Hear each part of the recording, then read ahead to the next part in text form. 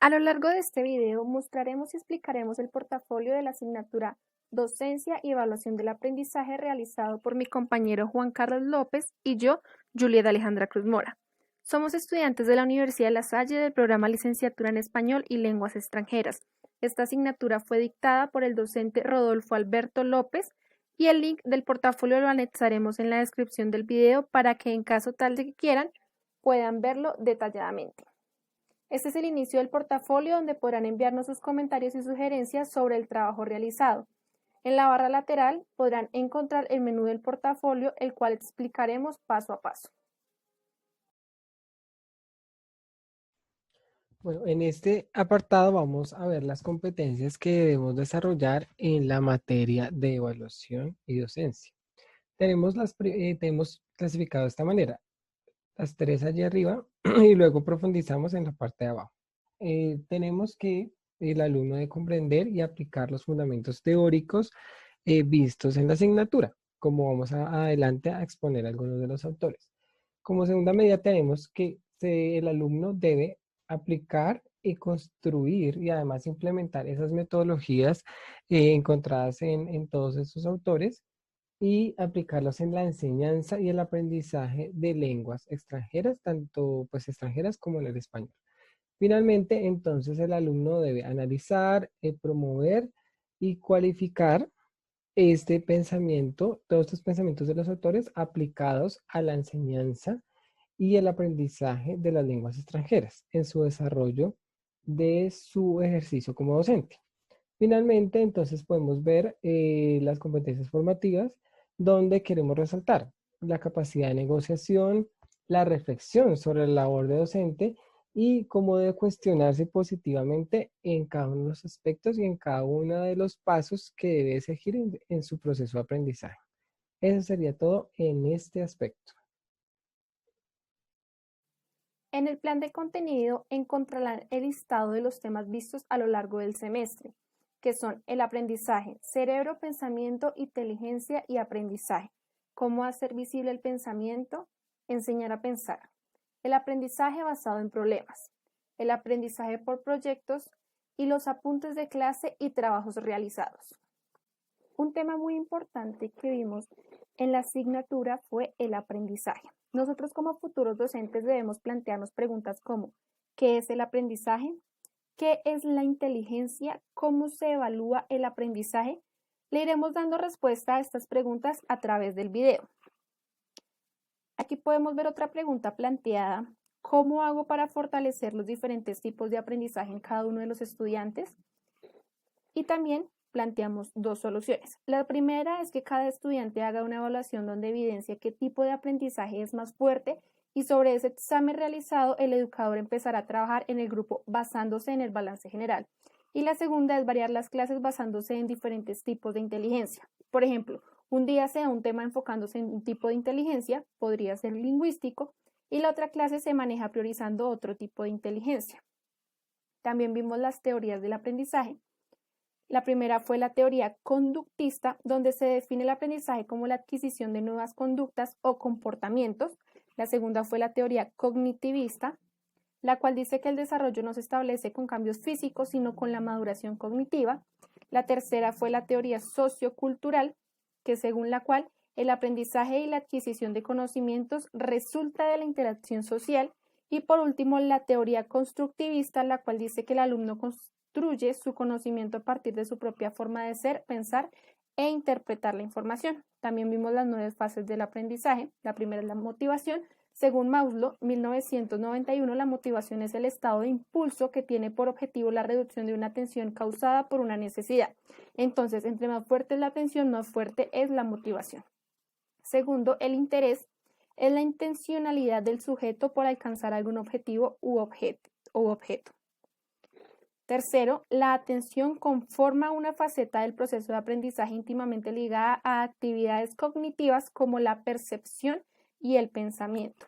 Cuarto, en la adquisición la retención suele ser muy alta con respecto a las ideas importantes y olvido a conocimiento que no se usa. Quinto, la comprensión e interiorización es que capte lo general en unidad con lo particular, lo singular y lo esencial. Sexto, la asimilación de un conocimiento en un individuo afectará fundamentalmente su comportamiento posterior, ya que su yo interno se habrá enriquecido por los conocimientos asimilados. Séptimo, la aplicación es la puesta en práctica. Octavo, la transferencia es el efecto que una tarea de aprendizaje produce sobre otra. Y por último, la evaluación es el proceso que permite determinar el grado de aprendizaje de los estudiantes. Dándole clic aquí, los dirige a una página donde pueden encontrar más información sobre estas 9 fases. También vimos las estrategias de aprendizaje y podemos definir las estrategias de aprendizaje como procesos de toma de decisiones conscientes e intencionales en las cuales el alumno elige y recupera de manera coordinada los conocimientos que necesita para complementar una determinada demanda u objetivo, dependiendo de las características de la situación educativa en que se produce la acción. Aquí pueden encontrar también las diferencias entre habilidades, estrategias, algorítmico, heurístico y método y técnica. También pueden encontrar la situación de las estrategias de aprendizaje en el seno del diseño curricular para la enseñanza obligatoria, donde se establecen 3 grandes objetivos: la respuesta a cuándo enseñar los procedimientos y estrategias de aprendizaje, y la respuesta a cómo enseñar el uso estratégico de procedimientos en el seno de las unidades didácticas. Ok, a continuación continuaremos con el tema de el cerebro, pensamiento, inteligencia y aprendizaje. Vemos que es muy importante tener en cuenta el papel del cerebro en la inteligencia. Para eso, entonces, durante el semestre vimos un video. En este video nos aclaraban que el cerebro, pues tiene, además de ser una parte física, tiene un papel importante que es el encargado de producir la inteligencia para resolver problemas, tomar decisiones, y hacen una analogía en cuanto a la inteligencia y la música. Entonces vemos que el cerebro es la orquesta y la inteligencia sería la música. Eso para poder entender que hay varios aspectos en el aprendizaje que no podemos pasar por alto. Uno de ellos es el aprendizaje, que es un proceso evolutivo que no debe ser considerado como un esquema plano porque tiene muchas aristas y que hay que analizar cada una de ellas. Otra es el aprendizaje como un acto voluntario y también experiencia, eso es mediante la experiencia y los sentidos que influyen dentro del aprendizaje. Las maneras de evaluar que no pueden ser una sola, sino que debemos incluir varios tipos de evaluación, y la influencia de la escolaridad y los tipos de inteligencia, que puede ser musical, puede ser una inteligencia de muchos tipos que debemos tener en cuenta y no solo focalizarlos a una inteligencia netamente, digamos, matemática. En la taxonomía vemos que se inventó para clasificar una serie de habilidades y así categorizar los objetivos de aprendizaje. Por eso se creó este orden jerárquico del conocimiento. La comprensión es un paso a paso que debemos aplicar para que el aprendizaje sea más profundo. Entonces, el conocimiento, comprensión, aplicación, análisis, una síntesis de lo aprendido y por último la evaluación. Aquí vemos entonces lo que les decía de las diferentes habilidades para producir, para categorizar los diferentes tipos de inteligencia. Luego vemos cómo se aplica esto en las culturas de pensamiento, donde está el aprendizaje profundo y el superficial de que les hablo, donde el profundo es el desarrollo y la comprensión de habilidades mucho más difíciles, donde incluye la creatividad y el análisis, y el superficial pues simplemente lo que refiere a la memoria y estos aspectos.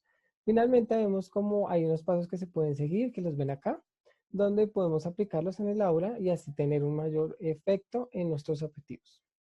Eso sería todo en este aspecto. Ok, en este aspecto, en este apartado tenemos cómo hacer visible el pensamiento. Y hay ideas muy importantes y uno de los autores es David Perkins.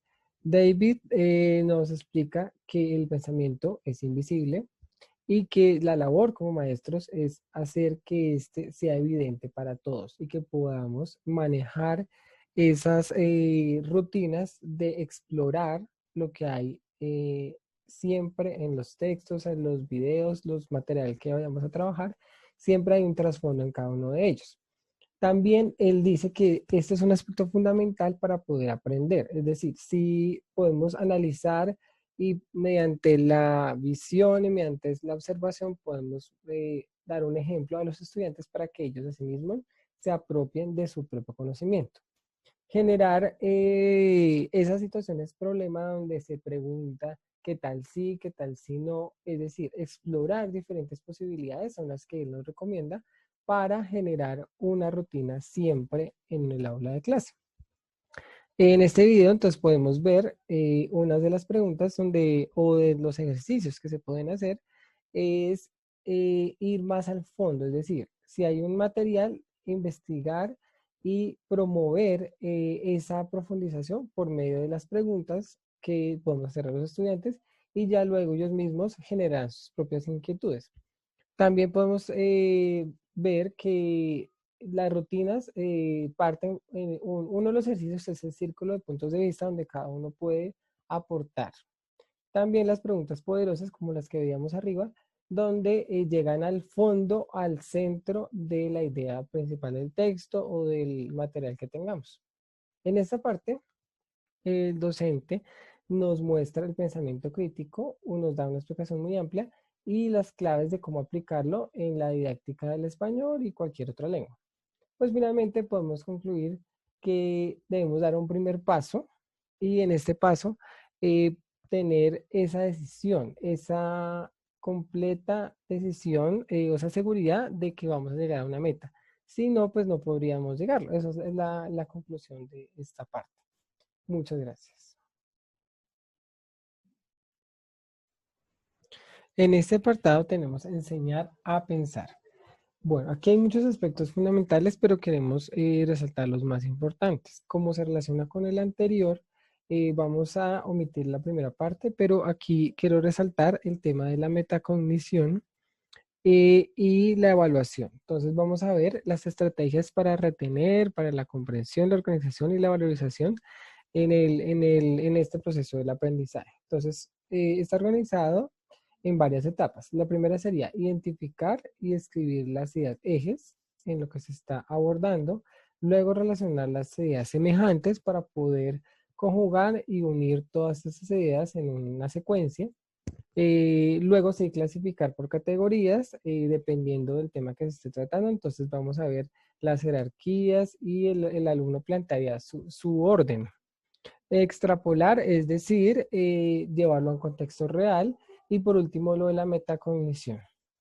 En esta parte me quiero detener para explicar lo importante que es que el alumno por sí mismo se dé cuenta de su proceso de aprendizaje y que descubra qué errores o qué aciertos tiene. Por eso estamos hablando de las ideas conceptuales, procedimentales y las actitudinales, que él mismo va a identificar en su proceso. Aquí vamos a encontrar un video donde se desarrolla la idea de por qué es importante desarrollar enseñar a pensar en los centros educativos y finalmente unas recomendaciones del director de Santillana donde nos plantean por qué es tan necesario que dentro de los que se desarrollen esas habilidades metacognitivas en los estudiantes y desde unos grados muy inferiores. Eso sería todo en este aspecto.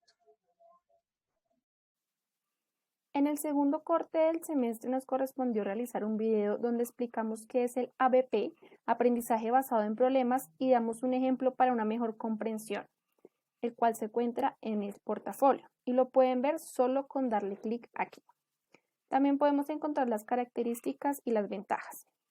Las características son estudiantes participativos, solución de problemas, aprendizaje centrado en el alumno, trabajo colaborativo y maestro como facilitador o tutor del aprendizaje. Y las ventajas de utilizar este método son mayor motivación en los estudiantes, aprendizaje significativo, desarrollo de habilidades de pensamiento, desarrollo de habilidades para el aprendizaje, integración de un modelo de trabajo, mayor retención de información, integración del conocimiento, habilidades perdurables, incremento de autodirección y habilidades interpersonales y de trabajo en equipo.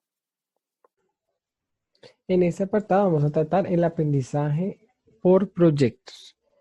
¿Qué es? Podemos resumir que el aprendizaje basado en proyectos es una metodología que se desarrolla de una manera colaborativa para enfrentar a los estudiantes a situaciones que los lleven a plantear una propuesta frente a una problemática y generar un aprendizaje transversal de diferentes disciplinas. Para implementarlo, se requiere de una organización, de pues un planteamiento, un objetivo y un concepto central en que se pueda desarrollar. Tener en cuenta que el docente durante el proceso cumple un papel fundamental de orientador y que acompaña a los estudiantes en la construcción de su propio conocimiento. Tenemos que establecer metas claras. Dentro de las metas, esperamos que los estudiantes puedan escuchar a sus compañeros, además planificar con su equipo, aprender esa estrategia de negociación y compromiso, al igual que la toma de decisiones dentro de los mismos estudiantes frente a los problemas que se presentan. Evaluar el conjunto, las situaciones a evaluar, entre ellos el alcance que desean lograr y finalmente pues plantear una solución innovadora que determine el éxito del proyecto. Pues dentro de la aplicación pues es importante establecer con claridad el alcance del proyecto para saber qué decisiones tomar. Asimismo, establecer los objetivos, tomar en cuenta el tiempo y qué flexibilidad va a tener, seleccionar pues la disciplina y mantener pues la motivación frente a los objetivos planteados. Ya en la evaluación es importante tener varias alternativas de evaluación en la presentación del proyecto final y retroalimentar al estudiante durante el proceso. Bueno, quisiera resaltar para terminar las razones por las cuales este método es muy útil. Otra de las cuales es la comunicación que se desarrolla, sobre todo oral, la persuasión de la negociación que ellos pueden también generar y el proceso de toma de decisiones y el trabajo en equipo que ellos establecen y se apropian de ellos durante el proceso. Por eso es muy beneficioso. En el portafolio también anexamos apuntes de clase y trabajos, los cuales los pueden encontrar aquí, desplazándolo para poder ver las imágenes. Y aquí también hay más apuntes de clase. Aquí encuentran los trabajos realizados y entregados, los cuales pueden tener la vista previa o si quieren pueden abrirlos desde una pestaña aparte. Aquí entran todos los en caso tal de que quieran profundizar en los temas vistos durante el semestre. Aquí podemos encontrar las conclusiones y las reflexiones, las cuales son: a lo largo del semestre hicimos una relación pedagógica fundada en el ejercicio responsable de la autonomía para indagar y realizar los trabajos. Desarrollamos habilidades para problematizar la evaluación educativa, argumentando nuestras ideas y posturas, reconociendo los aportes de los compañeros, docentes y de los textos estudiados. Estudiamos el aprendizaje a profundidad viendo las teorías de aprendizaje, las fases del aprendizaje y la conexión que hay entre cerebro, inteligencia y aprendizaje.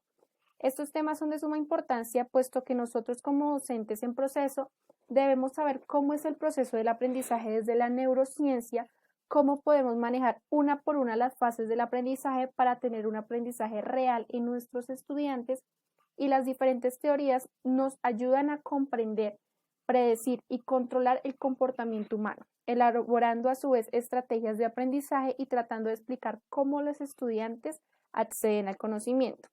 También fue de suma importancia los métodos de enseñanza ABP y APP, pues son métodos que a la hora de enseñar podemos aplicar y al saber cómo hacerlo son de gran éxito para un aprendizaje real. Para continuar con las conclusiones, quiero resaltar que hacer visible el pensamiento no es solo una estrategia que se puede aplicar en las aulas de clase.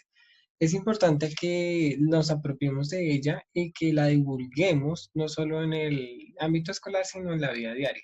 Así podemos generar una cultura de pensamiento más amplia y podemos resolver problemas, emociones y así ayudar a las personas que se encuentran cerca de nosotros. Otro aspecto es como maestros podemos tener siempre o debemos siempre tener como presente el contexto para el diseño de las estrategias pedagógicas que vamos a desarrollar. Eso es fundamental.